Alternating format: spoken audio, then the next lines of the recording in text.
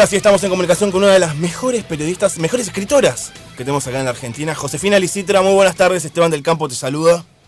¿Qué tal, Esteban? ¿Cómo estás? Buenas tardes. Muy bien, buenas tardes. Josefina, queríamos hablar con vos porque últimamente se está hablando mucho acerca del auge de la crónica latinoamericana y nos es todavía muy difícil encontrar una definición del género. ¿Qué es para vos la crónica? A ver, la crónica es un cruce, en realidad, es un cruce entre la narrativa más convencional que conocemos, que es la narrativa de ficción, y el periodismo, el trabajo de campo propio del periodismo. La crónica lo que hace es como caminar sobre esa línea que une o que separa, según como se vea, estos dos géneros, que es eso, narrativa y periodismo de investigación. Para mí, de todas formas, la crónica no deja de ser periodismo bien escrito, con herramientas narrativas propias de la literatura, pero periodismo al fin. Digo, la crónica no tiene licencia para contar cosas que no hayan pasado en el nombre de que queda lindo, o claro. O para trabajar, inventar personajes que no hayan existido, también porque son funcionales a un relato. Es periodismo, trabaja sobre cosas que pasaron y con gente que existe. Y más allá de algunas revistas o antologías, libros, ¿crees que hay lugar en los medios tradicionales, los periódicos, más que nada, para desarrollar la crónica? A ver, es complejo eso, porque espacios van saliendo. Siempre hay revistas de crónica en América Latina que son interesantes, son importantes. Hay también espacios virtuales que han aparecido, como la revista Anfibia, que también son muy interesantes y lindos de leer. Lo cierto es que sí hay pocos lugares dentro de los espacios de periodismo más convencionales, como puede ser una revista dominical o una revista semanal, para trabajar un tema a fondo. Más que nada porque quizás la remuneración que hay es baja y el tiempo es dinero. Si uno va a trabajar a fondo y le va a dedicar mucho tiempo a algo, necesita, uno vive de eso, necesita dinero a cambio, y tampoco hay espacio suficiente, no hay una cantidad de caracteres para poder desarrollar un tema que uno diga, que uno encuentre acorde a los espacios que se esperan para la crónica. Es decir, que no hay ni espacio ni dinero suficiente, más allá de que haya una voluntad y que a veces tienen ganas de trabajar un tema a fondo, lo que se entiende como, entre comillas, a fondo hoy en un medio gráfico, es trabajar un tema con 10 días de tiempo como mucho y en un espacio de 10.000 caracteres, que es para que los oyentes sepan más o menos 4 páginas de una revista, que es poco para lo que solía ser el espacio de la crónica. Así que es relativo, hay una intención, pero después cuando esa intención tiene que ser llevada a cabo, y tiene que ser como remunerada y tiene que recibir un espacio, esa intención un poco flaquea, ¿no? ¿Y no crees que también un poco el auge de las redes sociales, internet, los 140 caracteres, influyen de alguna manera al periodista a la hora de escribir? A ver, no creo, yo nunca tomé el tema, por ejemplo, de los 140 caracteres de Twitter como un indicador de cómo se está tendiendo a reducir, como entre comillas, espacios narrativos, como que uno tiene que achicarse cada vez más. Me parece que Twitter es una vía más de comunicación, es una vía que trabaja sobre la velocidad, definitivamente. Ya hoy uno, si se quiere enterar de algo en tiempo real, va a Twitter, y la crónica va por otro lado. Quizás si la línea de Twitter es horizontal en cuanto a que va a velocidad, la línea de la crónica es vertical, va en profundidad. Creo que pueden coexistir perfectamente. Nunca vi en Twitter ni en las redes una amenaza, sino un complemento, una forma más de comunicar. En tu último libro, Los Otros, no solo contás una historia que transcurre en el conurbano, sino que también tomás el conurbano como un personaje más. ¿Cómo fue el proceso de gestación? Largo, en realidad es raro, no es que hubo una gestación y un desarrollo, sino que el mismo desarrollo era una gestación al mismo tiempo. Todo el texto y el trabajo se fue pariendo a diario, diría. Hubo que caminar esa zona del conurbano que yo trabajo en el libro, que es Lanús. No era una zona que yo frecuentara normalmente, no es que tengo familia ni amigos ahí, es decir, que estuvo bueno, porque eso permite entrarle al lugar absolutamente desde afuera y trabajar la mirada desde esa sensación como de extranjeridad. Claro. Y después sí, el trabajo no deja de ser un trabajo periodístico entre comillas clásico, es ir, conocer una zona, entender cuáles son las leyes que la rigen, entender cuáles son sus personajes, qué personajes son personas, ¿no? Esa es como la dualidad en la que se mueve la crónica. Estos personajes, que expresan, qué elementos de carácter ese barrio o de esa zona están expresando, encontrar una historia, porque por más que uno quiera contar una zona, si no hay una historia, un cuentito que permita contarlo, es aburridísimo. Entonces uno también busca los personajes, busca la historia, y a través de eso va conociendo el territorio, que finalmente sí, ese territorio en una época determinada que es esta, es lo que a mí me interesaba contar. Ahora, la historia que vos contás es un enfrentamiento entre dos barrios, pero que está cargada de matices, porque si uno, cuando termina de leer el libro, uno siente que puede pararse cualquiera de los dos lados. Digamos que no hay buenos y malos, no hay ganadores y perdedores. Sí, a mí eso me interesaba. A ver, es la historia muy así a toda velocidad, de la fricción, el encuentro, el choque que hay entre dos barrios, uno de clase media empobrecida, de tanos inmigrantes, y un asentamiento. Ese choque tiene como su punto culminante en la muerte de un cartonero en manos de un vecino del barrio de clase media que un día se siente acorralado y termina saliendo a los escopetazos y termina matando a un muchacho de 16 años. Sí, yo trataba de entender dentro de esa historia el porqué de esa muerte, porqué dos grupos sociales que en términos económicos no eran muy distintos, porque en las casas en ambos barrios más o menos entraba el mismo dinero, quizás por planes sociales en un caso y por trabajos hiperflexibilizados en el otro. ¿Por qué si son, entre comillas, hermanos sociales, se veían como extraños?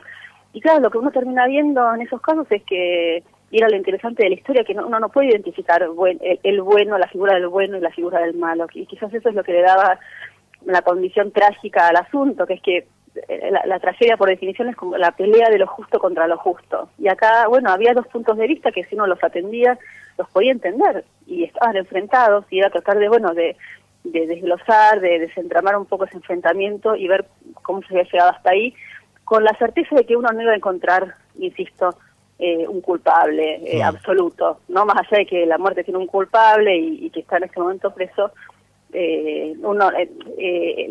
La condición de culpable creo que trasciende la anécdota y va, bueno, se remonta a décadas atrás cuando nacieron estos barrios. Ahora, con los otros y varios otros libros de crónicas que están saliendo en estos últimos tiempos, se está dando una ruptura con respecto a la mirada quizá un tanto romántica que se tiene sobre la pobreza. Sí, a ver, sí, no sé puntualmente a qué libros o a qué trabajos te referís, pero sí, así en términos generales, me parece que sí, que cuando un trabajo está bien hecho, lo que tiene que hacer es sacar del cliché cualquier grupo social o cualquier persona, sea el grupo que sea, ¿no? En este caso, si uno trabaja sobre la pobreza, más allá de que uno puede tener una mirada empática y que nadie está de acuerdo, me parece, con que los pobres existan y me siento una estúpida diciéndolo, digo, es algo a ver, de lo que uno más quiere es que haya vivienda, trabajo y educación para todo el mundo y salud. Ahora, con las condiciones dadas como están, a veces sí, esa violencia social que supone no tener ni casa, ni salud, ni educación, hace que algunos grupos sociales acorralados terminen moviéndose de un modo como más estandarizadamente violento.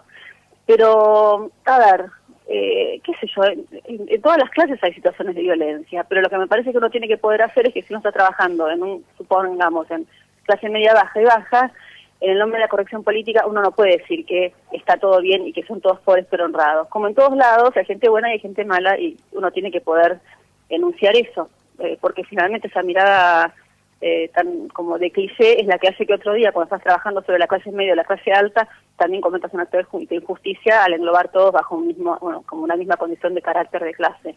Hay de todo, y lo que yo hice con el libro es contar que, bueno, en el barrio de Los Tanos hay gente buena, hay gente como más atravesada por una bronca de clase, y quizás como más violentada por eso, y en el asentamiento también hay de todo, hay gente trabajadora, gente que todos la pasan muy mal, y algunos emergen de esa violencia de una manera muy dura, ¿no? Claro, lo que pasa es que últimamente, más que nada en televisión, lo que se venía viendo era esta cosa de el periodista que se disfraza de pobre para entender al pobre.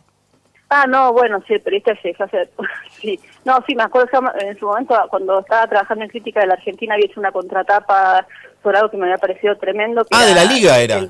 Sí, exacto, el programa de la Liga. Me acordé cuando dijiste lo del periodista que se disfraza de pobre, sí, literalmente, Ronnie Arias, que tampoco es periodista y quizás por eso pudo como cruzar ese límite, porque para él no era tan tremendo, sí, se disfrazó de sin techo, de linchera, y se fue a vivir a la calle, fue una pieza de humor de no ser porque trabajaba con elementos demasiado reales y se volvió todo bastante indignante, pero sin ir a ese periodista disfrazado de pobre, que creo que hasta Chiche Helblum también hizo eso.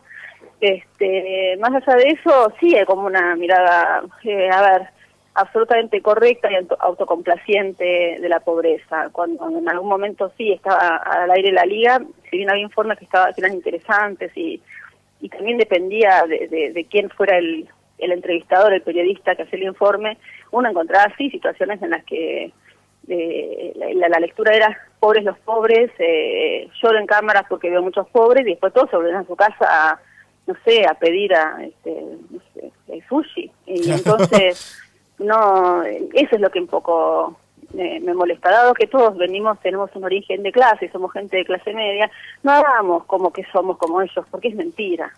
Me parece que esa distancia en el momento tiene que ser enunciada. No somos, venimos de una clase media, eso condiciona nuestra mirada y uno tiene que poder contar desde dónde está mirando. Cuando en los otros te metes en las casas de varios de los personajes, es decir, contás ese afuera, ese espacio público y también el espacio privado. ¿Qué tan importantes son los lazos familiares a la hora de construir un personaje? Digamos, un personaje-persona, a veces esta dualidad de la crítica y la literatura, pero digamos, ¿qué tan importantes son los lazos familiares? No sé si son condicionantes, no me fijo, uno siempre trabaja con el personaje y su entorno, en la medida en que uno pueda acceder al entorno del personaje, siempre se puede construir ese personaje con mayor complejidad. El entorno quiere decir poder ir a la casa, estar, efectivamente, si hay familia o gente que frecuente a estas personas, estar con ellos. No inciden, enriquecen la construcción del personaje, pero no sé si puedo separar los lazos familiares de los lazos de amistad o del territorio, del contexto espacial en el que suceden los encuentros. Todo suma, desde el punto de vista absolutamente frío que uno puede tener cuando hace el trabajo, que uno tiene que estar como la cabeza muy fresca, toda esa información, es como si uno lo decodificara en términos de ceros y unos. Todo lo que aparece en el entorno del personaje es información, y uno lo toma como eso, más allá de que después uno establezca como algún lazo de afecto o de empatía, más que, no sé si de afecto, no deja de ser eso, ¿no? Son piezas informativas de las que uno se vale para trabajar. Hay algo muy llamativo, que es que la mujer de Marcelo, que es el puntero de la zona, que se llama Gladys, pero que sin embargo ella se hace llamar Karina. ¿Por qué crees que sean estas construcciones tan duales de la identidad? Era raro eso, me parece que simplemente hay ciertos grupos que están tan a la intemperie, ciertos grupos sociales que ni siquiera terminan de poder, que hasta carecen de un nombre. Claro. Le falta todo, incluso eso. En el caso de Gladys Karina, todos la llamábamos Karina, había un problema con los documentos, ella no sabía si era adoptada, llegó a dudar de ser apropiada o una hija apropiada, en la época de la dictadura. Era toda una gran confusión, tiene 2 partidas de nacimiento, en una partida aparece con un nombre y un apellido, en otra con otro apellido, no sabe quién es, básicamente, y como en algún momento le quisieron poner Karina, por motivos más afectivos, ella asumió ese nombre como nombre propio, más allá de que en el documento el nombre sea Gladys. Pero lo interesante de eso era que en algún momento sí, cuando yo la conocí, su nombre del documento era uno, se hacía llamar de otra manera, y uno desde el propio prejuicio puede decir, ¿por qué está escondiendo su identidad? ¿Qué oculta habrá detrás? ¿Qué oculta? Y te terminas dando cuenta de que pobre mujer no sabe ni siquiera cómo se llama, literalmente no sabe cuál es su nombre, y no encontré una marca de desamparo superior a esa, ¿no? Por eso también es que apareció eso en el libro. Y hay cosas también, por ejemplo, vos llegás a La Salada cruzando a la madrugada por el río, por una vía sin baranda, con los durmientes separados por 1 metro, te metiste a navegar el riachuelo con marea baja. Llega un momento que decís, ¿qué hago acá? ¿Por qué no estoy en mi casa? Y sí, no fue un libro cómodo, físicamente cómodo, hubo mucho esfuerzo físico. También este tipo de trabajos tienen ese elemento, no son trabajos de escritorio, y uno tiene que pelear todo el tiempo contra la propia comodidad, que yo la tengo. Por supuesto que el día que terminé el libro, al tiempo, me acuerdo haber terminado el libro, una noche fría en la que estaba en mi casa a las 12 de la noche, me acuerdo haberle dicho a mi marido, qué suerte que estoy acá, y en este momento no es que me estoy preparando para ir a la salada, porque la verdad es que era agotador, insisto, más allá de psíquicamente agotador, que yo tengo en ese sentido resistencia, me cansaba mucho. Yo no soy de salir hasta tarde, no sé, ya tengo 37 años y ya soy tengo como otro tipo de ciclos, y tener que estar toda la noche laburando en un espacio en el que además había muchísima humedad porque estaba pegadito al riachuelo, en invierno o en otoño hacía muchísimo frío, no eran espacios además resguardados de ese frío, entonces era así, era muy incómodo. Creo que en estos casos lo que más te mueve para hacer todo esto es la curiosidad, es por eso que yo terminaba yendo. A mí me interesaba tratar, si había un círculo para cerrar, tratar de cerrarlo y ver hasta dónde yo podía conocer, y quizás por eso que decía, ¿qué hago acá? Pero quizás la respuesta que terminaba surgiendo para colmar esa pregunta era, bueno, estoy despejando una X, ¿no? Claro. Eso es lo que estaba haciendo ahí. ¿Sentís que desde la crónica aún se puede resistir a este clima periodístico de época actual en el que todo parece amigo, enemigo? ¿O también se está expuesto a esa estigmatización? Sí, yo creo que es un momento bastante complicado y siempre se está expuesto, lamentablemente. Creo de todas maneras que sí, la crónica está como en una línea de fuego bastante retirada, uno no está trabajando en el periodismo urgente. Claro. En mi caso además no trabajo para medios, no trabajo ni para Clarín, ni para Nación, ni para Tiempo, ni para Página. En fin, no estoy, no tengo el problema de que me cataloguen de acuerdo con el medio en el que trabajo, lo que para mí es un alivio. Mi principal trabajo hoy es con el diario El Mercurio de Chile, y agradezco eso porque tengo muchos amigos que no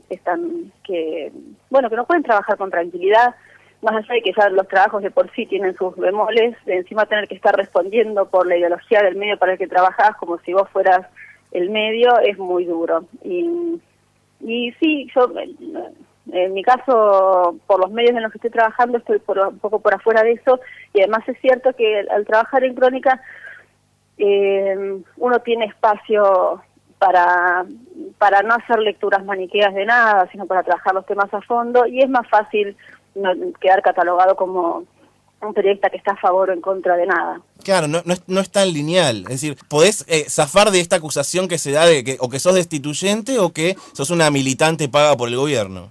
Exactamente. Me parece que eso, poder trabajar un tema en profundidad, más allá de esta coyuntura que sí, que es tan explícita la polarización que molesta.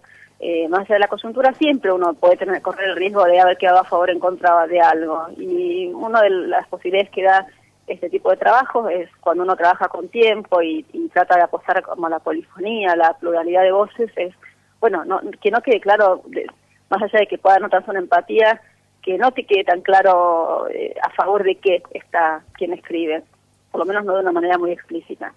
Se está debatiendo mucho públicamente, ya no, antes lo que se hablaba en la facultad, ahora se empieza a hablar en el ámbito público con respecto al periodismo y el rol de los medios. ¿Crees que le aporta algo, no a nosotros periodistas o estudiantes de periodismo, sino a las audiencias? ¿Le aporta algo este periodismo de periodistas, 678, por ejemplo? No, para mí no. Me parece que sí, siempre está bien que uno pueda revisar el propio trabajo y que dentro de este oficio haya algún tipo de mirada crítica respecto de si estamos trabajando bien o mal. Y quizás uno debería tener, incluso con sus compañeros de trabajo, con sus editores, algún ida y vuelta honesto que permita ver, en esto la pifiamos, en esto no, en esto cedimos a los intereses de la persona que nos paga, que es macana. Ni siquiera digo que uno tenga que acometer el rol heroico de ir contra la empresa que no le paga, porque la gente necesita el sueldo, pero por lo menos poder sentarse y pensar hasta dónde uno se dio. Creo que eso es algo que se puede dar internamente. Ahora, que exista como un grupo de iluminados, que es un tribunal que yo no sé cómo se armó, defina qué es ético y qué no es, y qué es ser buen periodista y qué no, y qué es hacerle el favor a las multinacionales y qué no, me parece una estupidez. No estoy de acuerdo, no me parece que sume nada, más allá de que estoy de acuerdo con que hay que tener una mirada crítica del propio trabajo desde ya, pero si vamos a tener tribunales, me parece que deberían ser elegidos de manera democrática. Josefina Licitra, muchas gracias por esta comunicación. No, por favor, gracias a ustedes,